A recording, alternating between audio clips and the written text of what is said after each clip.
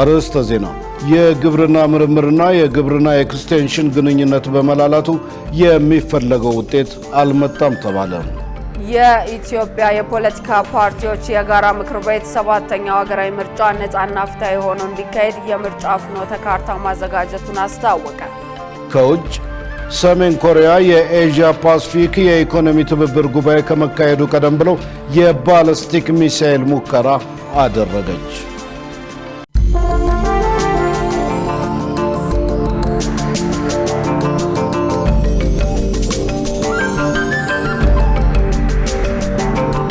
ጤና ክቡራን ተመልካቾቻችን ከኢሳት ነፃ የህዝብ ሚዲያ የሰዓቱን ዜና ይዘንላችሁ ቀርበናል።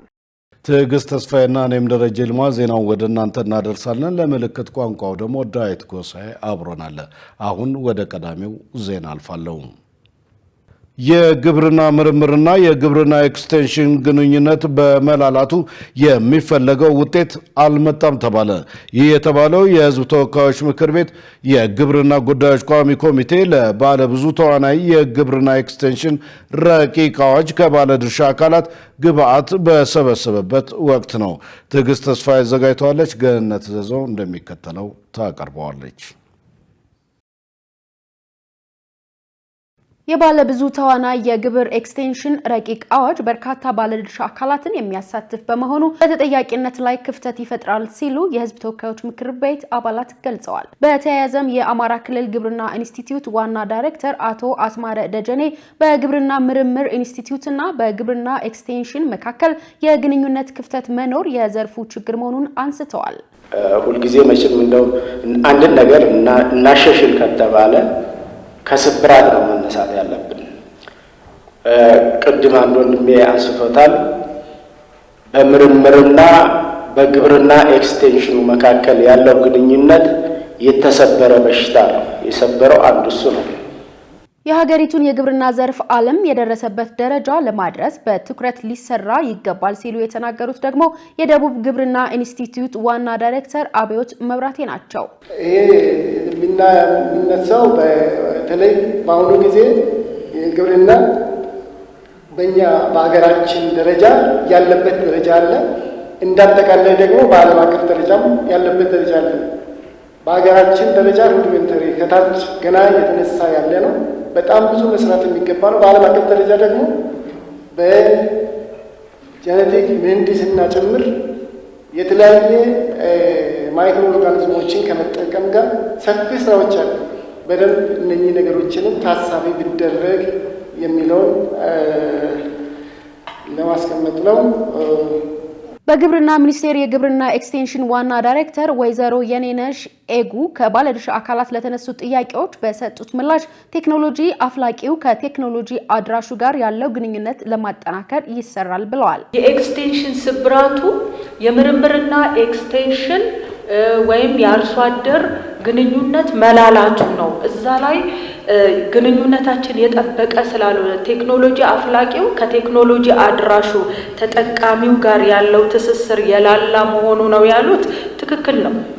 ይሄ ግን ታሳቢ ተደርጎ የግብርና ምርምር ከፍተኛ ትምህርት ተቋማት ሌሎች የግል ዩኒቨርሲቲዎችም ጭምር የኤክስቴንሽን አገልግሎቱን የሚሰጡ ነው የሚሆነው። ኃላፊዋ ተሳትፏዊ የግብርና ዘርፍ አገልግሎት በስፋት እንደሚሰራበትም አክለዋል።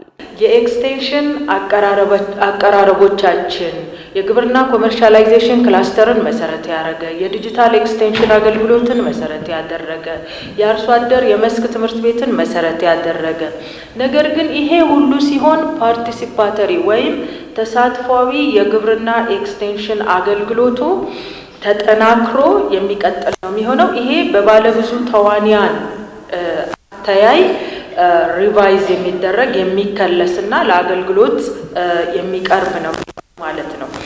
የግብርና ጉዳዮች ቋሚ ኮሚቴ የባለብዙ ተዋናይ የግብርና ኤክስቴንሽን አገልግሎትና አስተዳደር ረቂቅ አዋጅ በህዝብ ተወካዮች ምክር ቤት ቀርቦ ግብአት ተሰብስቧል። የኢትዮጵያ የፖለቲካ ፓርቲዎች የጋራ ምክር ቤት 7ኛው ሀገራዊ ምርጫ ነፃና ፍትሃዊ ሆኖ እንዲካሄድ የምርጫ ፍኖተ ካርታ ማዘጋጀቱን አስታወቀ።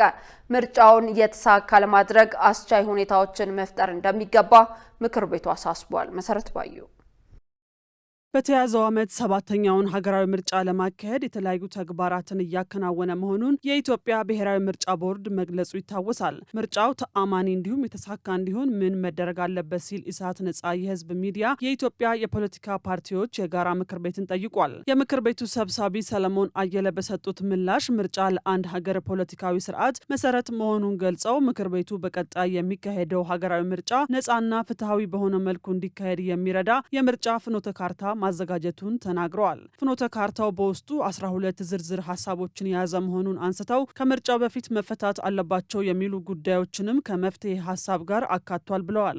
የምርጫ ፍኖተ ካርታው በሰፊው ያው ትላልቅ እንትኖችን ይዟል።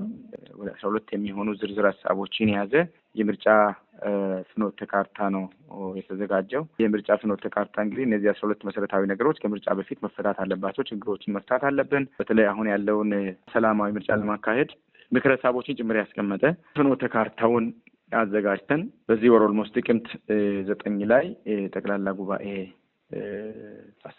አቅርበናል። ኦልሬዲ ምርጫ የአንድ ሀገር የፖለቲካ ስርዓት መሰረት ነው። የአንድ ሀገር የዲሞክራሲ ስርዓት የእድገት ደረጃ ማሳያ ነው።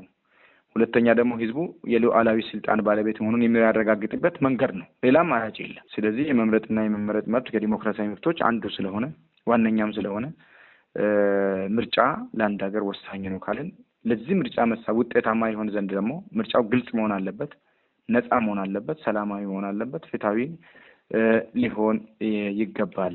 ሰብሳቢው አክለውም 7ኛው ሀገራዊ ምርጫ ለማካሄድ ቅድሚያ አስቻይ ሁኔታዎችን ለመፍጠር ሰላምን ማስፈን ይገባል ብለዋል። በተጨማሪም የሀገራዊ ምክክሩን በማካሄድ ከምርጫ በኋላ ሰላማዊና የተረጋጋች ሀገር መፍጠር እንደሚያስፈልግ አሳስበዋል። ምርጫ ጋር ተያይዞ 2018 7ኛ ሀገራዊ ምርጫ እንግዲህ በተያዘለት ፕሮግራም መሰረት 2018 ላይ ይደረጋል ተብሎ ይታሰባል። ግን ያው ከምርጫ በፊት ደግሞ የሚቀድሙ ብዙ ነገሮች አሉ። ለምርጫ አስቻይ ሁኔታ መፍጠር ያስፈልጋል። ሰላም ያስፈልጋል። ሰላም ቅድሚያ ተሰጥቶ መሰራት የሚገባ ጉዳይ ነው። ዜጎች ያው ለመምረጥ እንቅስቃሴ ማድረግ አለባቸው። እጩዎች ለመቀስቀስ እንቅስቃሴ ማድረግ አለባቸው። ኦልሬዲ ሀሳብ ነው የሚሸጪው። የቀጣዩን መንግስት የመምረጥ ጉዳይ ነው። ስለዚህ ቀጣይ መንግስትን የሚሆን አካል ለመምረጥ የህዝቡ የተረጋጋ የህዝቡ ስለ ልቦና ዝግጅት ያስፈልጋል። ሰላም ጉዳይ የሀገራዊ ምክክር ኮሚሽን ጉዳይ ቅድሚያ ሊሰራ ይገባል። ቢያንስ ከምርጫ በኋላ ወደ ግጭት ሊያስገባ የሚችል ሀገር መገንባት አለብን። ከምርጫ በኋላ ሰላማዊ የሆነ ዲሞክራሲያዊ የሆነ ሂደት ተአማኒ የሆነ ምርጫ ለማካሄድ ከምርጫ በፊት እነዚህን ሂደቶች በአጠቃላይ ከ6ኛ ሀገራዊ ምርጫ የወሰድናቸው ተግዳሮቶች አሁን ተግዳሮት ሆነው ሊቀጥሉ አይገባም። የትምህርት ምዘናና ፈተናዎች አገልግሎት ብሔራዊ መታወቂያ ለፈተና ለመቀመጥ ቅድመ ሁኔታ መሆኑን አስታወቀ። በ12ኛ ክፍል ብሔራዊ ፈተና ላይ ለመቀመጥ ብሔራዊ መታወቂያ ቅድመ ሁኔታ መሆኑን እወቁ ሲል አገልግሎቱ አሳስቧል። ማንኛውም የ2018 ትምህርት ዘመን የ12ኛ ክፍል ሀገር አቀፍ ፈተና ተፈታኝ ብሔራዊ መታወቂያ ከፈተና ምዝገባ ቀድሞ ማውጣትና በእጁ መያዝ ይገባዋል ብሏል። ብሔራዊ መታወቂያ የሌለው ተማሪ ለፈተና መመዝገብም ሆነ በማንኛውም ሁኔታ መፈተን አይችልም ሲልም አስጠንቅቋል። ተማሪዎች ብሔራዊ መታወቂያ ይዘው እንዲገኙ የተማሪ ቤተሰብ፣ መምህራን፣ የትምህርት አመራሮችና የሚዲያ አካላት ተገቢውን ድጋፍ እንዲያደርጉ የትምህርት ምዘናና ፈተናዎች አገልግሎት ጥሪ አቅርቧል።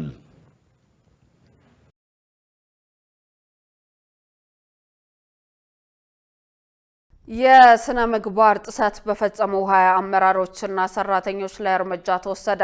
ባለፉት 3 ወራት በኢትዮጵያ ኤሌክትሪክ አገልግሎት የዲጂታል የሙስና መረጃ ጥቆማ መቀበያ ስርዓትና በሌሎች አማራጮች ከቀረቡ ጥቆማዎች ውስጥ 20 አመራርና ሰራተኞች ጥፋተኛ ሆነው በመገኘታቸው እርምጃ መወሰዱን አገልግሎቱ አስታውቋል። ተቋሙ ተግባራዊ ባደረገው የዲጂታል ሙስና ጥቆማ ማቅረቢያና በሌሎች አማራጮች በቀረቡበት ጥቆማዎች መሰረት በሩብ ዓመቱ እርምጃ ከተወሰዱባቸው ሰራተኞች መካከል 8 የጽሁፍ ማስጠንቀቂያ፣ 10 የደሞዝ ቅጣት፣ 2 ከስራ ስንብት በድምሩ በ20 አመራርና ሰራተኞች ላይ እርምጃ ተወስዷል። በዲጂታል ሙስና ጥቆማ መቀበያ ስርዓትና በሌሎች አማራጮች 170 ጥቆማዎች አቤቱታዎች ቀርበው በ152 ጥቆማና አቤቱታዎች ማጣሪያ ተደርጎባቸዋል። በሩብ ዓመቱ የብልሹ አሰራር ጥቆማ ከቀረበባቸው የስራ ሂደቶች መካከል የአዲስ ኃይል ጥያቄ፣ የኃይል መቆራረጥ፣ አስቸኳይ ጥገና፣ የቆጣሪ ንባብ፣ የቢል ስብሰባ፣ ከንብረት አያያዝና አጠቃቀም ሌሎች ልዩ ጉዳዮች ይገኙበታል። በ2018 በጀት ዓመት የመጀመሪያ 3 ወራት የቀረቡ ጥቆማዎች ከአምናው ተመሳሳይ ወቅት ጋር ሲነጻጸር በ179 በመቶ ያደገ ሲሆን ይህም የዲጂታል ጥቆማ መቀበያ ስርዓት መተግበሪያ የፈጠረው ምቹ ሁኔታ እንደሆነ ያሳያል። በአገልግሎቱ አሰጣጥ ላይ የሚታዩ የመልካም አስተዳደር ችግሮችና ብልሹ አሰራርን ለመታገልና በጥፋተኞች ላይ እርምጃ ለመውሰድ ተቋሙ አሁንም ቁርጠኛ መሆኑን ገልጿል። ለዚህም ተገልጋዩ ማህበረሰብ መሰል ችግሮችን ሲመለከት ባለመተባበር እንዲሁም በተዘረጋው ዘመናዊ የሞባይል መተግበሪያ በመጠቆም የበኩሉን ኃላፊነት እንዲወጣ አገልግሎቱ ጥሪ አቅርበዋል።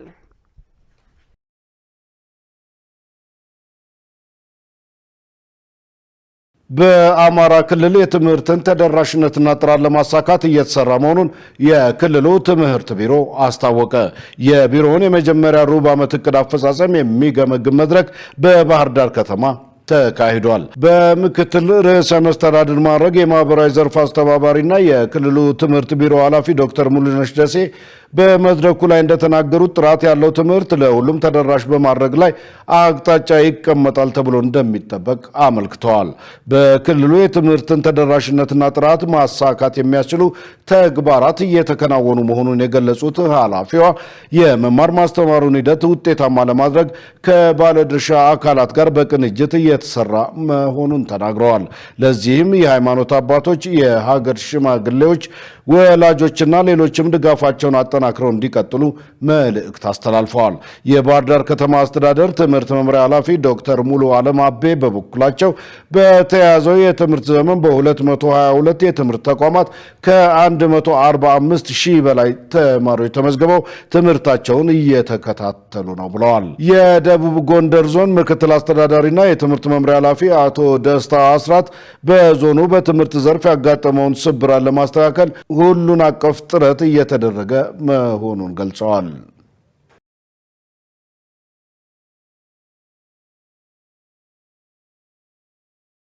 ክቡራን ተመልካቾቻችን ከኢሳት ነጻ የህዝብ ሚዲያ ዜናዎቻችን እንደቀጠሉ ናቸው። በቀጣይነት የቢዝነስ መረጃዎችን ወደ እናንተ እናደርሳለን። መሰረት ባዩ እየጠበቀችን ነው።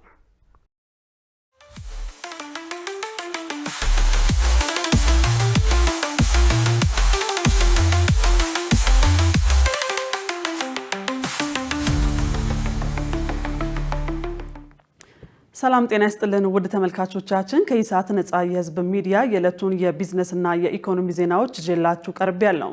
ከዜናዎቹ ጋር መሰረት ባዩ ነኝ። አብራችሁን ቆዩ።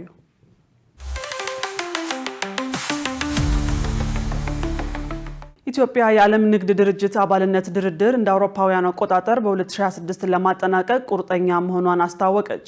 ኢትዮጵያ የድርጅቱ አባል የመሆን ድርድር በካሜሩን ያውንዴ በፈረንጆቹ መጋቢት 2026 በሚካሄደው የዓለም የንግድ ድርጅት 14ኛ የሚኒስትሮች ጉባኤ ወቅት ለማጠናቀቅ ቁርጠኛ መሆኗን የኢትዮጵያ ብሔራዊ ባንክ ገዢ ዶክተር ኢዮብ ተካልኝ ተናግረዋል። ዶክተር ኢዮብ ተካልኝ አክለውም በዓለም የንግድ ድርጅትና በባለብዙ ወገን ጉዳዮች ውይይት ወቅት ከአሜሪካ ረዳት የንግድ ተወካይ ኒል ቤክ ጋር የኢትዮጵያን የንግድ ድርጅት አባልነት ድርድር በተመለከተ ተወያይተዋል። በውይይታቸውም በኢትዮጵያ የድርጅቱ አባል የመሆን ሂደት አስመልክቶ የተካሄደውን የስድስተኛው የስራ ቡድን ስብሰባ ውጤትና ከስብሰባው በኋላ የተከናወኑ ቁልፍ ማሻሻያዎችን አብራርተዋል። በተጨማሪም ኢትዮጵያ የአባልነቱን ድርድር በካሜሩን ያውንዴ በፈረንጆቹ መጋቢት 2026 በሚካሄደው የዓለም የንግድ ድርጅት 14ኛ የሚኒስትሮች ጉባኤ ወቅት ለማጠናቀቅ ቁርጠኛ መሆኗን አስረድተዋል። የአባልነቱ ሂደት እውን የሚሆነውን በተቀመጠው የጊዜ ገደብና በተጨባጭ ስራ በትጋትና የንግድ መዋቅራዊ ለውጥ የማምጣት አቅም በሚገነዘብ አመራር መሆኑን ተናግረዋል። ኢትዮጵያ ድርጅቱን ለመቀላቀል አስፈላጊ የሆኑ መስፈርቶችን ለማሟላት ያላትንም ቁርጠኝነት ገልጸዋል። ኢትዮጵያ ከአባል ሀገራትና ከዓለም አቀፍ ድርጅቶች የምታገኘውን ከፍተኛ ድጋፍ ጠቅሰው አሜሪካን በዚህ ረገድ የተጠናከረ ድጋፍ እንድታደርግ ጠይቀዋል።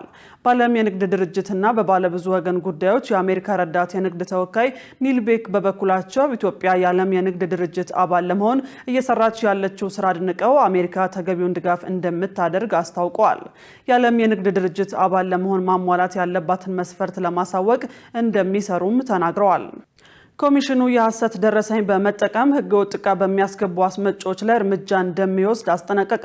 የኢትዮጵያ ጉምሩክ ኮሚሽን አንዳንድ ሲል የጠራቸው አስመጪዎች በህግ ከተፈቀደው በላይ የሆነ ዕቃ ሐሰተኛ ሰነድ በመጠቀም ወደ ሀገር ውስጥ በማስገባት ላይ መሆናቸውን አጋለጠ። ኮሚሽኑ በጻፈው አስቸኳይ ደብዳቤ አስመጪዎች በባንክ ፈቃድ ላይ ከተገለጸው ትክክለኛ ብዛትና መጠን ውጪ በሆነ መልኩ በደረሰኝ ላይ መረጃዎችን ጨምረው በመግለጽ ሰነዶችን እያስመዘገቡ ይገኛሉ ብሏል። የኮሚሽኑ የኢንተለጀንስ ዳይሬክቶሬት ባደረገው ማጣራትና 18 ሰነዶችን በናሙና በመመርመር አስመጪዎች በደረሰኝ ላይ ጨምረው በመግለጽና ቀረጥ ወይንም ታክሱን በዚያው መሰረት በማስላት ከህግ ውጪ የሆነ ዕቃ በህጋዊ ሽፋን እያስገቡ መሆኑን አረጋግጧል። ይህም የጉምሩክ ህጎችን የሚቃረን መሆኑን ኮሚሽኑ አስታውቋል። ይህንን ተከትሎም ኮሚሽኑ በሁሉም የጉምሩክ ቅርንጫፍ ጽህፈት ቤቶች ጥብቅ ቁጥጥር እንዲደረግ አስቸኳይ ትዕዛዝ በማስተላለፍ ህገወጡን ድርጊት ፈጽመው በሚገኙ አስመጪዎች፣ የጉምሩክ አስተላላፊዎችና ባለሙያዎች ላይ ህጋዊ እርምጃ እንደሚወሰድ አስጠንቅቋል። ባለሙያዎች እንደሚሉት ይህ አይነቱ የጉምሩክ ጥብቅ ቁጥጥር ከጥቁር ገበያ የውጭ ምንዛሬ በመጠቀም ህገወጥ ንግድ የሚፈጽሙ አስመጪዎችን ህጋዊውን መንገድ እንዲከተሉ የሚያስገድድ ነው። በመሆኑም በህገወጥ መንገድ የሚካሄደው የውጭ ምንዛሬ ፍላጎት ሲቀንስ ይህ እርምጃ የውጭ ምንዛሬው ገበያ እንዲረጋጋ አስተዋጽኦ ያደርጋል ብለዋል። ዘገባው የካፒታል ጋዜጣ ነው። ህገወጥ ድርጊት ሲፈጽሙ በተገኙ የነዳጅ ማደያዎች ላይ እርምጃ ተወሰደ። በ2018 የበጀት ዓመት የመጀመሪያ ሩብ ዓመት ከነዳጅ ሽያጭና ማከፋፈል ሂደት ጋር በተያያዘ ህገወጥ ድርጊት በፈጸሙ ማደያዎች ላይ እርምጃ መውሰዱን የነዳጅና ኢነርጂ ባለስልጣን አስታውቋል። በዚህም መሰረት ዲጂታል ሽያጫቸው ከ50 በመቶ በታች በሆኑ 354 የነዳጅ ማደያዎች ላይ በአዋጁ መሰረት እርምጃ መወሰዱን የባለስልጣኑ የህዝብ ግንኙነትና ኮሚኒኬሽን ስራ አስፈጻሚ በቀለች ኩማ ለኢዜአ ተናግረዋል። በተመሳሳይ ዲጂታል ሽያጫቸው ዝቅተኛ በሆኑ 6 የነዳጅ አከፋፋይ ኩባንያዎች ላይ በአዋጁ መሰረት ለ2 ወራት የነዳጅ ጭነት እንዳይፈጸምላቸው መደረጉንም ጠቅሰዋል። በሌላ በኩል የዲጂታል ሽያጫቸው መጠነኛ በሆኑ 7 ኩባንያዎች ላይ የመጨረሻ ማስጠንቀቂያ መሰጠቱን ተናግረዋል። በደቡብ ምዕራብ ኢትዮጵያ ህዝቦች ክልል አንድ ማደያ ነዳጅ በበርሜል በመቅዳት የጥቁር ገበያ ሽያጭ ሲያከናውን መያዙን ለ6 ወራት ከነዳጅ ንግድ መታገዱንም ገልጸዋል። በሌላ በኩል መዳረሻው አዲስ አበባ ቃቂ ቃሊቲ በሚገኝ ማደያ የነበረ አውቶቦቴ መዳረሻውን በመቀየር ወደ ሌላ ከተማ በመጓዙ ለ6 ወራት ከነዳጅ ትስስር እንዲታገድ መደረጉንም ተናግረዋል። በተመሳሳይ በዲላ ከተማ የሚገኝ አንድ ማደያ መንግስት ካወጣው ዋጋ በላይ በመሸጡ የነዳጅ አቅርቦት እንዳያገኝ የመገናኛ ስርዓቱ መዘጋቱን አረጋግጠዋል። የነዳጅና ኢነርጂ ባለስልጣን የነዳጅ አቅርቦትና ስርጭት ግብይት ቁጥጥር ስርዓት ፈጣን፣ አስተማማኝና ጥራት ያለው እንዲሆን በቴክኖሎጂ ታገዘ አሰራር ማጠናከሩንም አስታውቀዋል። ሁሉም የነዳጅ አከፋፋዮችና ማደያዎች ህጉን ተከትለው መስራት እንዳለባቸውም አሳስበዋል። ውድ ተመልካቾቻችን አሁን ደግሞ በዕለቱ በተመረጡ ባንኮች ያለውን የውጭ ምንዛሬ ዋጋና የብሔራዊ ባንክ የወርቅ ግብይት መረጃ ተከታትለን እንመለስ።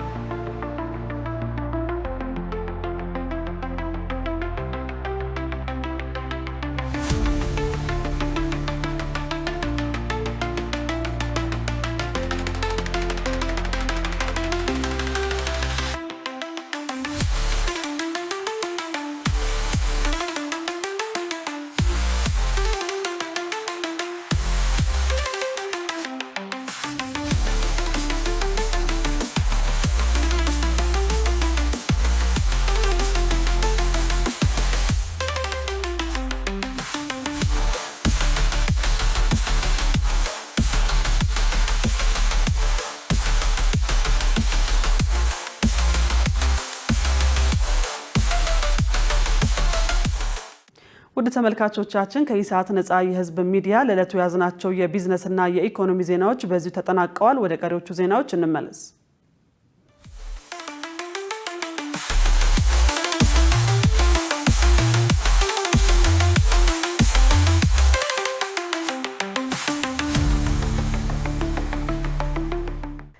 ክቡራን ተመልካቾቻችን ከኢሳት ነጻ የህዝብ ሚዲያ ዜናዎቻችን ቀጥለዋል። በቀጣይነት ወደ ውጭ ዘገባዎች አምራለሁ።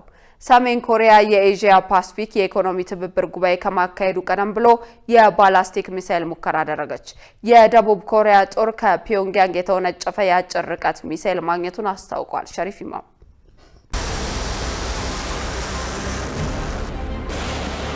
ሰሜን ኮሪያ በ5 ወራት ውስጥ የመጀመሪያ የተባለውን የባላስቲክ ሚሳኤል ሙከራ ረቡዕ ዕለት አድርጋለች። ሙከራ የተደረገው ፕሬዝዳንት ዶናልድ ትራምፕ እና ሌሎች መሪዎች በደቡብ ኮሪያ ይገናኛሉ ተብሎ በሚጠበቅበት ከቀናት በፊት ነው። የደቡብ ኮሪያ ጦር እንዳለው ከፒዮንግያንግ በስተደቡብ ካለው አካባቢ የተወነጨፈና ወደ ሰሜን ምስራቅ አቅጣጫ 350 ኪሎ ሜትር ርቀት የተጓዘ የአጭር ርቀት ባላስቲክ ሚሳኤል ማግኘቱን አስታውቋል። የደቡብ ጦር ኃይሎች ጥምረት ኃላፊ ተጨማሪ መረጃዎችን ይፋ ባያደርጉም ሚሳኤሎቹ ግን ባህር ላይ እንዳልወደቁ አረጋግጠዋል። የጋራ ጥምረቱ ኃላፊ አክለውም የደቡብ ኮሪያ ጦር ከአሜሪካ ጋር ያላትን ጠንካራ ወታደራዊ ትብብር መሰረት በማድረግ የሚደርስባትን ማንኛውም የሰሜን ኮሪያ ትንኮሳ ለመመከት ዝግጁ ናት ብለዋል።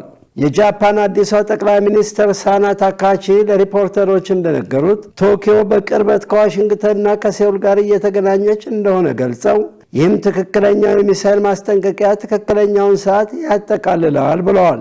ሰሜን ኮሪያ ሚሳኤል ማስወንጨፍን በተመለከተ ወዲያውኑ አስተያየት ከመስጠት ተቆጥባለች። ትራምፕ በሁለተኛው የስልጣን ዘመናቸው ወደ አካባቢ በሚያደርጉት የመጀመሪያ ጉዞ በሳምንቱ መጨረሻ ላይ ወደ ኤዥያ ያመራሉ። ትራምፕ በጉዞአቸው መጀመሪያ በሚደረገው አካባቢያዊ ስብሰባ ላይ ለመገኘት ወደ ማሌዥያ ያቀናሉ። ቀጥሎም ወደ ደቡብ ኮሪያ አምርተው የኤዥያ ፓሲፊክ ፎረም ዓመታዊ ስብሰባ ላይ ከመታደማቸው በፊት ወደ ጃፓን እንደሚሄዱ ተገልጿል። ስብሰባው ከመካሄዱ ቀደም ብሎ ግን ፕሬዚደንት ትራምፕ የደቡብ ኮሪያዋን ጂንጁ ከተማን ይጎበኛሉ ተብሎ ይጠበቃል። በዚህም ከቻይናው ፕሬዚደንት ሺ ጂንፒንግ እና ከደቡብ ኮሪያው ፕሬዚደንት ሊ ጂንማንግ ጋር የሁለትዮሽ ግንኙነት ያደርጋሉ። ነገር ግን የደቡብ ኮሪያ ባለስልጣናት እንዳሉ ፕሬዚደንት ትራምፕ ከኦክቶበር 30 እስከ ኖቬምበር 1 ቀን በሚካሄደው የኤዥያ ፓሲፊክ ኢኮኖሚክ ፎረም ላይ አይሳተፉም ብለዋል። ኤክስፐርቶች ቀደም ሲል እንዳሉት ሰሜን ኮሪያ የኤዥያ ፓሲፊክ ኢኮኖሚክ ስብሰባ ከመካሄዱ በፊትም ሆነ እየተካሄደ ተመሳሳይ ሚሳኤል ሙከራ ታደርጋለች። ይህ ደግሞ የኒውክሌር መሳሪያ ባለቤት መሆኗ በሌሎች ዘንድ እውቅና እንዲያገኝ ከመሻት ነው ይላሉ። የሰሜን ኮሪያው መሪ ኪም ጆንግ ኡን ይህንን ማድረጋቸው የተባበሩት መንግስታት ድርጅት የኒውክሌር ፕሮግራሟን ተከትሎ የጣለባትን የኢኮኖሚ ማዕቀብ እንዲያነሳላት ለማስታወስም ጭምር ነው ብለዋል ኤክስፐርቶቹ። ረቡዕ ዕለት ሰሜን ኮሪያ ያስወነጨፈችው የባላስቲክ ሚሳኤል አገሪቱ በግንቦት 8 ቀን በአሜሪካና በደቡብ ኮሪያ ኃይሎች ላይ የኒውክሌር ጥቃት የሚመስል የአጭር ርቀት ሚሳኤል ከተኮሰች በኋላ ይህ በአይነቱ የመጀመሪያው ነው ተብሏል። በተጨማሪም የሰሜን ኮሪያ ባላስቲክ ሚሳኤል ሙከራ የደቡብ ኮሪያው ፕሬዝዳንት ሊ በጁን ወር ስልጣን ከተረከቡና በኮሪያ ልሳነ ምድር ሰላም ለማስፈን ከወሰኑ በኋላ የመጀመሪያው ተደርጎ ተወስዷል። ዜናውን ስናዘጋጅ አሶሺየትድ ፕሬስ እና አልጀዚራን በመረጃ ምንጭነት ተጠቅመናል። ኮሎምቢያ በአሜሪካ የሚገኙትን አምባሳደሯን ወደ ሀገር ቤት ጠራች። ከዚሁ ጋር ተያይዞ ሁሉም ሰው ማወቅ ያለበት ዩናይትድ ስቴትስ በዓለም ላይ ከፍተኛውን ኮካይን እንደምትጠቀም ነው ሲሉ የሀገሪቱ ፕሬዝዳንት ጉስታቮ ፔትሮ ተናግረዋል። ዮሐንስ ተስፋ ዝርዝር አለው። ይህ ሁኔታ የአሜሪካና የኮሎምቢያ ዲፕሎማሲያዊ ግንኙነት ለመቋረጡ ሁነኛ ምልክት ነው። ኮሎምቢያ በአሜሪካ የሚገኙትን አምባሳደሯን ወደ ሀገር ቤት ጠርታለች። ይህ እርምጃ የተወሰደውም ዩናይትድ ስቴትስ በአደንዛዥ ዕፅ ተጠርጣሪ ናቸው ባለቻቸው ጀልባዎች ላይ ተከታታይ ወታደራዊ ጥቃት ከፈጸመች በኋላ በፕሬዝዳንት ጉስታቮ ፔትሮ እና በዶናልድ ትራምፕ መካከል የተደረገውን የቃላት መወራወር አስታኩኑም።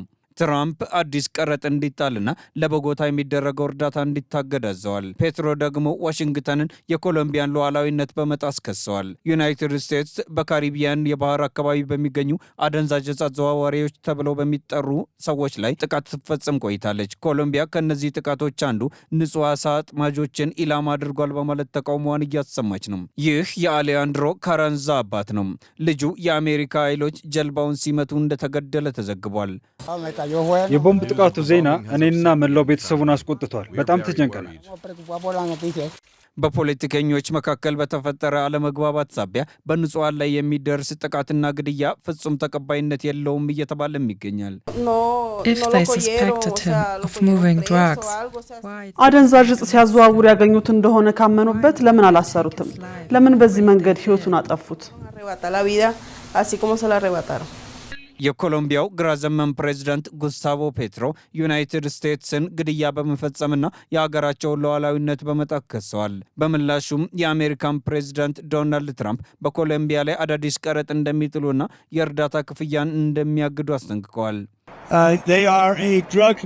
ኮሎምቢያ የአደንዛዥ ዕፅ ማምረቻ ማሽን ናት። እኛም የዚህ አካል አንሆንም። ከፍተኛ መጠን ያለው ኮኬን ያመርታሉ እና በመላው ዓለም ይልካሉ፣ ቤተሰቦችንም ያጠፋሉ። ኮሎምቢያ ከቁጥጥር ውጭ ነች። አሁን ደግሞ ሀገሪቱ እስካሁን ካየቻቸው ሁሉ የከፋ ፕሬዝዳንት አላቸው። ብዙ ችግሮች ያሉበት እብድ ነው። የአእምሮ ችግር አለበት። የኮሎምቢያ መንግስት የአደንዛዥ ዕፅ ዝውውርን እንደማይደግፍ በመግለጽ አሜሪካ በሉዓላዊነቴ ላይ መጥታለች ሲል ክስ አቅርቧል። ይህ ለሀገራችን ስድብ ነው። አደንዛዥ ዕፅን በመዋጋት ትግል ውስጥ ከፍተኛውን የህይወት መስዋዕትነት የከፈለችው ይህች ሀገር ናት። ሁሉም ሰው ማወቅ ያለበት ነገር ቢኖር ዩናይትድ ስቴትስ በዓለም ላይ ከፍተኛውን ኮካይን እንደምትጠቀም ነው። እስከ ቅርብ ጊዜ ድረስ ኮሎምቢያና ዩናይትድ ስቴትስ በአደንዛዥ ዕፅ ላይ በሚደረገው ጦርነት አጋሮች ሆነው ይሰሩ ነበር። አሁን ግን ይህ ትብብር አደጋ ላይ ወድቋል። ከዚህም አልወዳጅ ብለው የሚጎሻሸሙት የአሜሪካው ገዥ ይህ ከኮሎምቢያ ጋር የገቡበት እሰጥ አገባ ትርፉ ለማን ይሆን? እውን ቦጎታና ጉስታቮ ፔትሮ በመንግስት ደረጃ የዕፅ ዝውውርን ይደግፋሉ ወይስ ጉዳዩ ሊበሏት ያሰቧትን አሞራ አይነት ይሆን? መረጃውን ስናጠናቅር አልጀዚራን ዋቢያችን አድርገናል። ውድ ተመልካቾች ከኢሳት ነጻ የህዝብ ሚዲያ የሰዓቱ ዜና ወደ እናንተ መድረሱ እንደቀጠለ ነው። አሁን ደግሞ የስፖርት ዘገባዎችን ወደ እናንተ የምናደርስበት የአየር ጊዜ ላይ ደርሰናል። ሙሉ ቀን ሰለሞን ይጠብቀናል። ወደዛው እንለፍ። ለጤንነት ለምርት ለወዳጅነት ሰላም ጤና ይስጥልን ተመልካቾቻችን፣ ከኢሳት ነጻ የህዝብ ሚዲያ ለዕለቱ ያዘጋጀናቸውን ስፖርታዊ መረጃዎች ይዘን ቀርበናል። ከመረጃዎቹ ጋር ሙሉቀን ሰለሞን።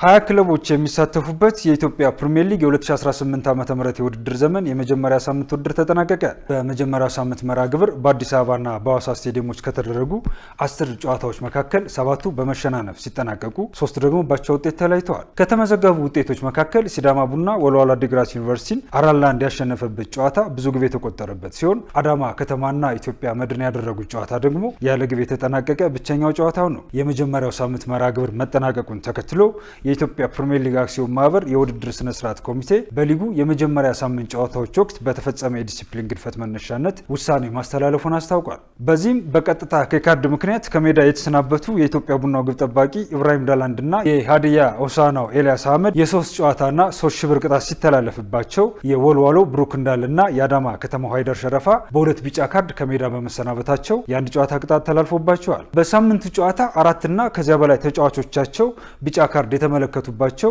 የኢትዮጵያ ቡና፣ ኢትዮጵያ ንግድ ባንክ፣ የሀዲያ ሆሳዕናና ወልዋሎ ዓዲግራት ዩኒቨርሲቲ እግር ኳስ ቡድኖች ደግሞ እያንዳንዳቸው የ5 ሺህ ብር የገንዘብ ቅጣት እንደተላለፈባቸው ሊጉ አስታውቋል። የሊጉ ሁለተኛ ሳምንት መርሃ ግብር ደግሞ ነገ በሚደረጉ ጨዋታዎች ይጀምራል። በዚህም መሰረት ነገ በአዲስ አበባ ስቴዲየም ኢትዮጵያ ቡና ከነገሌ አርሲ ከቀኑ 7 ሰዓት፣ ሸገር ከተማ ከአዳማ ከተማ ከቀኑ 10 ሰዓት ላይ ሲጫወቱ፣ በሐዋሳ ስቴዲየም ደግሞ ወልዋሎ ዓዲግራት ዩኒቨርሲቲ ከፋሲል ከነማ ከቀኑ 9 ሰዓት፣ ወላይታ ድቻ ከድሬዳዋ ከተማ ከቀኑ 12 ሰዓት ላይ ይጫወታሉ።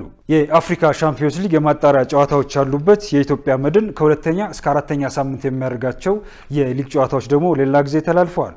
ኢትዮጵያ መድን ከግብፁ ክለብ ፒራሚድስ ጋር የፊታችን ቅዳሜ ከቀኑ 10 ሰዓት ላይ የመጀመሪያ ዙር ሻምፒዮንስ ሊግ የማጣሪያ ጨዋታ በግብፅ ያደርጋል። የመድን ተጋጣሚ የሆነው ፒራሚድስ በዘንድሮ አህጉራዊ ውድድር የካፍ ቻምፒዮንስ ሊግ እና ሱፐር ካፕ አሸናፊ መሆኑ ይታወሳል። የአውሮፓ ቻምፒየንስ ሊግ 3ኛ ዙር መርሃ ግብር ትላንት በተደረጉ 9 ጨዋታዎች ተጀምረዋል። ትላንት በተደረጉ ጨዋታዎች 43 ጎሎች ተቆጥረዋል። ከነዚህ መካከል ባርሴሎና ኦሎምፒያኮስን 6-1፣ ፒኤስጂ ሊቨርኩሰንን 7-2፣ ፒኤስቪ ናፖሊን 6-2፣ ዶርትሙንድ ኮፐንሃገንን 4-2፣ አርሰናል አትሌቲኮ ማድሪድን 4-0፣ ኢንተር ሚላን ዩናይን ሴንት-ጊሎሴን 4-0፣ ኒውካስል ቤኔፊካን 3-0 ሲያሸንፉ ካይራት ከፓፎስ ጋር ያደረጉት ጨዋታ ብቻ ያለ ግብ ተጠናቋል። የቻምፒየንስ ሊጉ 3ኛው ዙር ቀሪ 9 ጨዋታዎች ዛሬ ይካሄዳሉ። ዛሬ ምሽት ጋላታሳራይ ከቦዶ ግሊምት ብሬንትንና አትሌቲክ ክለብ ከቃራባክ ምሽት 1 ሰዓት ከ45 ላይ ሲጫወቱ ቼልሲ ከአያክስ፣ ሪያል ማድሪድ ከጁቬንቱስ፣ ሞናኮ ከቶትናም፣ ኢንትራ ፍራንክፈርት ከሊቨርፑል፣ ባየር ሙኒክ ከክለብ ብሩጅ ከምሽቱ 4 ሰዓት ጀምሮ ይጫወታሉ። ተመልካቾቻችን ከኢሳት ነጻ የህዝብ ሚዲያ ለዕለተ ረቡዕ ያዘጋጀናቸው ስፖርታዊ መረጃዎቻችን የተከታተላችኋቸውን ይመስሉ ነበር። ከመረጃዎቹ ጋር ሙልቀን ሰለሞን አብሬያችሁ ቆየው።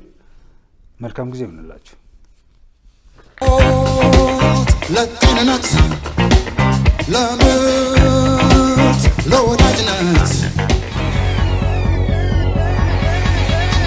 ክቡራን ተመልካቾቻችን ከኢሳት ነጻ የህዝብ ሚዲያ ለሰዓቱ የያዝናቸው ዘገባዎች በዚህ ተጠናቀዋል። ትዕግስት ተስፋዬና እኔም ደረጀ ይልማ ዜናውን ወደ እናንተ አድርሰናል። ለምልክት ቋንቋው ደግሞ ዳዊት ጎሳዬ እንደዚሁ አብሮን ቆይቷል። ከቀሪ የኢሳት ዝግጅቶች ጋር ሰናይ ጊዜ